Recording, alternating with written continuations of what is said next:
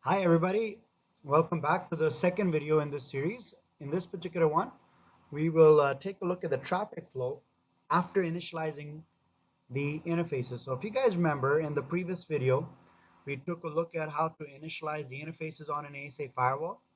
We had initialized this interface over here with the IP address of 192.120.4 gig 00, give it an IP address of .10 on the outside. The name of this interface was outside with O capital, which it preserves. And similarly, we had gig 01 on the inside with .10 on the 10.11.11.0 network. The name of this interface was inside. The security level of this interface was 100. The security level of this interface was 0. We also had two other interfaces initialized. 192.168.3.0 DMZ3 was the name of the interface. Gig 02, my interface IP was .10. On this side, we had gig 03, 192.168.4.0 DMZ4, and this was also, these two interfaces were set to a security level of 50 each. So the objective of this particular video over here is to analyze. Let's open a new one up. The objective of this video over here, number one, analyze traffic.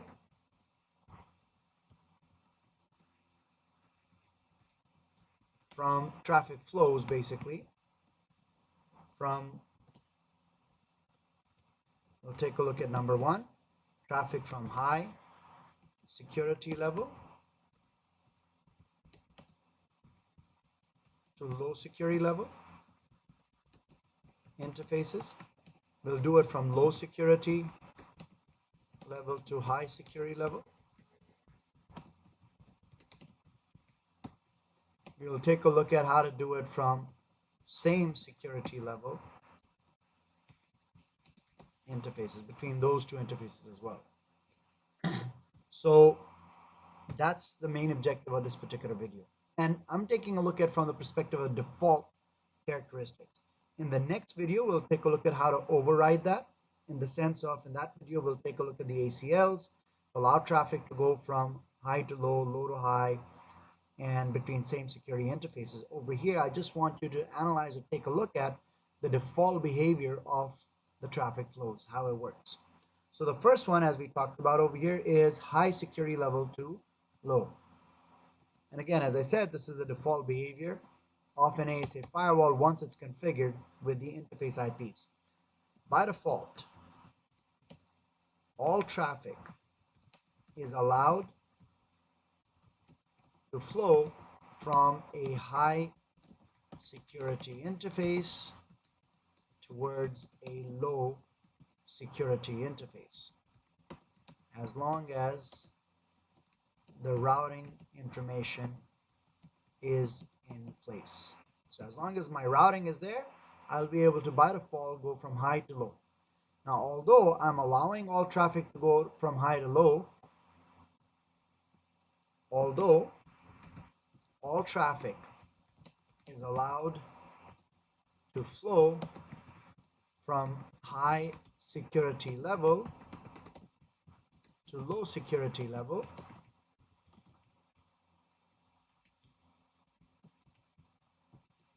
only TCP and UDP traffic is inspected.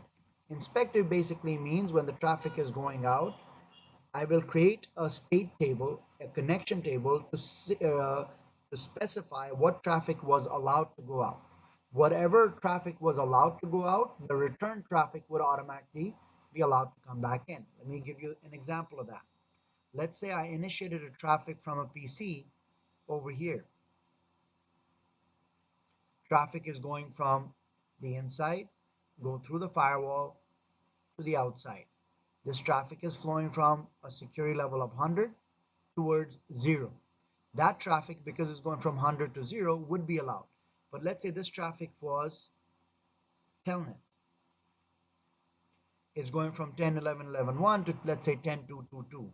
which is an IP address of router 2. When the traffic goes out, what the firewall does, it does stateful inspection in which it checks, hey, listen, I'm allowing traffic to go from, let's say, 10.11.11.5.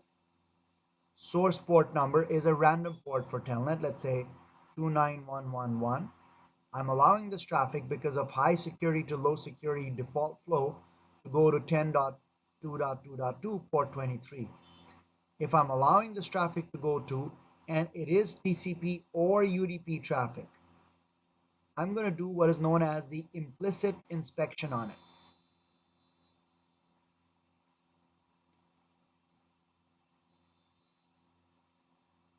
What that basically means, it creates an entry for the return traffic in a table known as the connection table. You can actually view this table. So when the return traffic comes in, although the return traffic is coming back into the firewall from outside to inside, the first place it checks is the connection table. If the connection table is allowing it, which is cached, it would allow the return traffic to come in, although it's coming from what? Outside to inside, which is coming from 0 to 100. But because the connection table has an entry for it, the return traffic would be allowed. But at the same time, if I try to do a ping from this device, same telnet that worked, if I try to do a ping from 10, if I'm sitting on the PC, which is 10.11.11.5, and I try to ping it, although the initial traffic would be allowed to go out because ICMP is not inspected by default, when the return traffic comes in, it will be blocked by the default policy of low to high being blocked.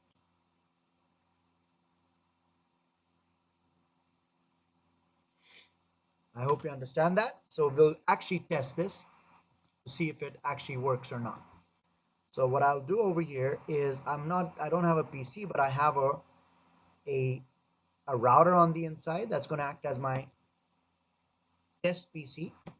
I'll check my routing table. I have a default gateway pointing towards 10.11.11.10, which is the firewall, which is this guy over here.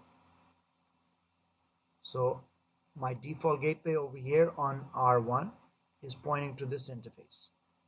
So if I type in telnet to 10.2.2.2, or actually I won't even do that. I'll telnet to this guy, 192.1.20.2, so that firewall itself, which is also a router, has both the source and destination in the local routing table.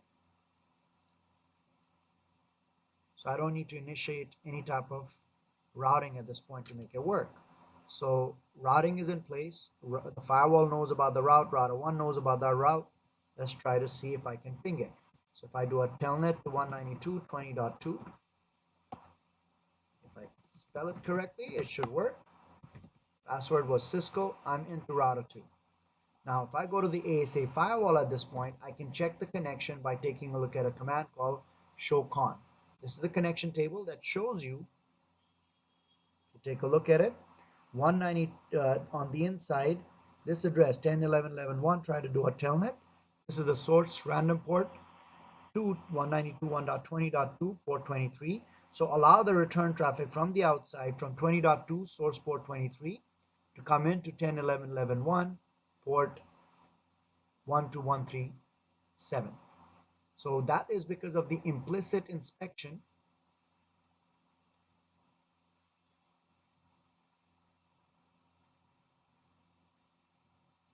which is only done for two protocols. What are those two protocols? TCP-based protocols, any TCP-based protocol, and UDP-based protocol. ICMP is not inspected, so if I try to do a ping from R1, same access, same IP. So rather than doing a telnet, I'm going to change that to ping. This is not going to be successful because it is not inspected by default. So because ICMP was not allowed inspected, it went out, but the return traffic got blocked. So to recap over here, traffic from high level to low level, by default, all traffic is allowed, including ICMP is allowed, although all traffic is allowed from to flow from high security level to low security.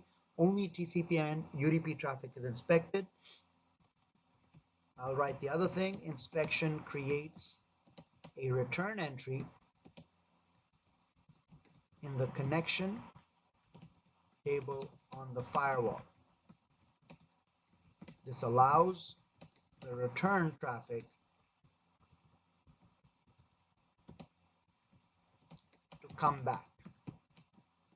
This is known as stateful inspection. An inherent characteristic of your firewall. So I allowed or showed you how traffic from high to low is automatically allowed by default, but the inspection is only done for TCP and UDP traffic. So that's number one. Number two, now we'll take a look at what is the default behavior of what? Traffic coming in from low security level to high security level. What is the action on this? By default, all traffic is blocked from coming in from low security interface towards a high security interface. All right. If you want this traffic to work, you would need to create an explicit policy on the on the low interface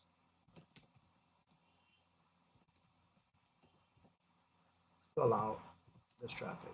If you want this traffic to work, you would need to create an explicit policy on the low interface to allow this traffic.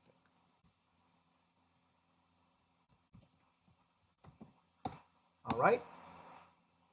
This is done by creating an ACL. Now again, we also talked about in step number one, the return traffic is allowed because it checks the connection table. So in reality, what happens is when the packet comes in, it actually checks the connection table first. If the connection table is not there, it checks an ACL entry. If the ACL entry is not there, it then checks the third thing, which is the default, which is what I just showed you over here. So we'll also write that when a packet hits a low security interface going towards a high security interface, it will check the connection table first. If there is no entry in the connection table, it will check the ACL for a permit. If there is no permit in the ACL, it will check the default behavior. And the default behavior, as we have already talked about, we have discussed that the default behavior is to do what? Block. So now at this point, if I go back over here and I try to ping from R2, I want to ping 10.11.11.1. Again, the routing needs to be in place. Router 2 should have a default gateway. I think in my base config, I have that. Yeah, there you go. My default gateway is pointing towards 20.10, which is the outside interface of the firewall. The firewall has two interfaces connected to it, show route, and 11 is on the inside and 192.20 is on the outside. So my routing is in place, but still, even if I try to do a telnet to 10.11.11.1, it is not going to work because there's no connection table. It's initiated traffic. There's no ACL, and the default is not allow traffic coming in from low to high. That's my low to high traffic. So we've taken a look at high to low traffic. We have taken a look at how to do it from low security to high security. The third one, which is not very common but can be there, is the same security to same security.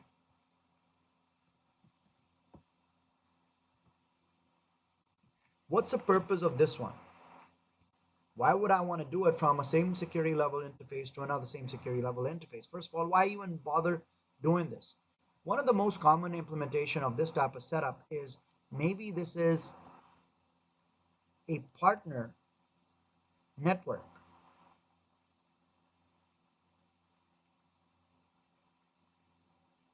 which is trying to come in into my network, and my DMZ happens to be over here. This is my DMZ. All right. All my public servers that need to be accessed from 3 and from 4, these are two separate partners.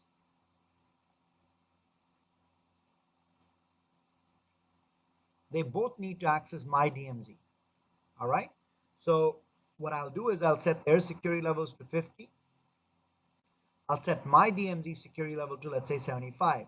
So when they come in from the partner network towards 75, it's coming from low to high.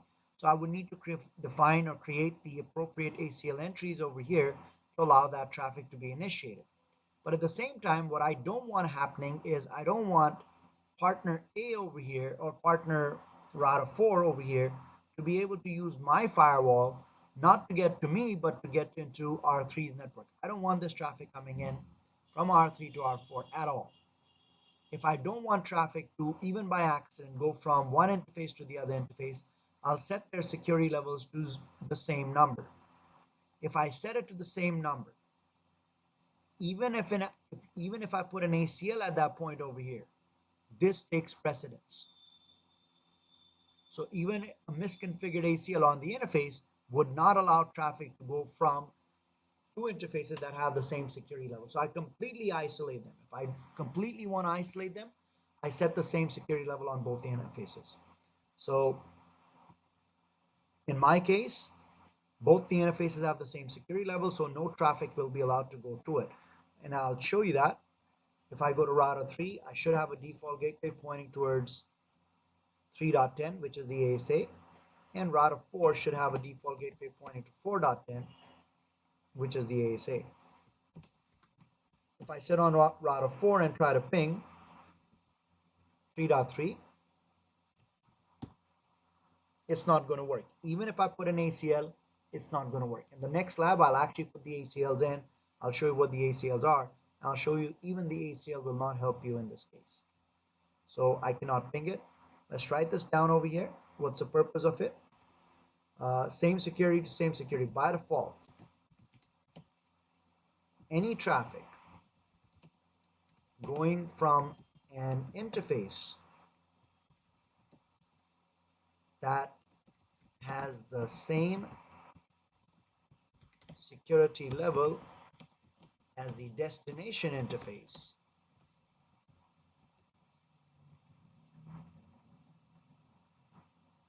it will be blocked. Even an ACL, even an explicit ACL will not help in allowing this traffic. All right. A typical example of this type of setup is when you have two partner networks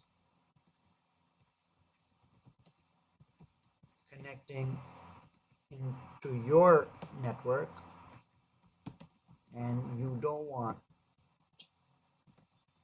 them to traverse to each other through your firewall. You'll set both the interfaces to the same security level. They will not be able to communicate to each other. There is another use for it. All right. What is the other use for it? This is the default behavior, so we'll stick to this for right now. But there is another behavior that I'll talk about, which is called the same security interface, which completely reverses this. But that's something that we'll take a look at in the next section over here, where I actually allow the traffic. But just to give you a synopsis or a note over here, there is a way to completely disable firewalling between two interfaces that have the same security level. It takes it from one extreme to another. The default of two interfaces having the same security level is to completely block. Okay? If you disable that feature, it will allow all traffic to flow through.